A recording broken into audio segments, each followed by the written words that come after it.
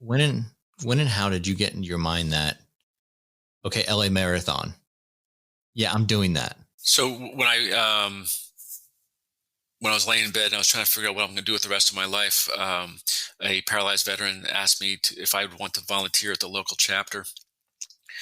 There was something called the Americans with Disability Act had just passed, and they needed someone to um, become well, we start off as a volunteer to help use the Americans with Disability Act to help make San Diego more accessible for people with disabilities. Okay. And as I was volunteering there, I was also approached by an old swimming buddy of mine who wanted me to help him coach the swim team at UCSD, University of California at San Diego. Yeah. But when I was coaching there, I really felt so different sitting on the pool deck in my wheelchair. I just felt like I was removed from the action. And despite the best efforts of my physical therapist trying to get me involved in sports, I just didn't want to bring attention to my disability.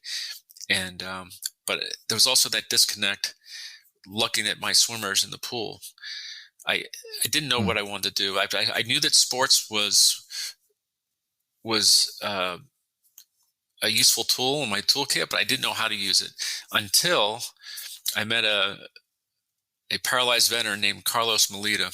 He was a Navy SEAL. He was paralyzed in Panama during the Noriega thing.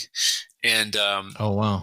we got to know each other sitting out front of the VA hospital. He says, Al, considering the level of injury and your background, you'd make a great athlete and maybe even make it to the U.S. Paralympic team. So that was the aha moment that it was Carlos Melita, a fellow Navy SEAL who was paralyzed, that motivated me to get involved in wheelchair sports. And so I went to my recreational therapist, and she was excited that I would finally pursue sports. She had been waiting for you to do sports. So yeah, she tried everything to get me to do sports, but I just wouldn't go there. And I have to admit I'm stubborn. That has worked in my favor and against me sometimes. Sure. But yeah, and I mean, as soon as she found out I wanted to, oh my God, she was providing me with equipment, coaching. She would take me out to the track at the local high school track, and we'd work out there.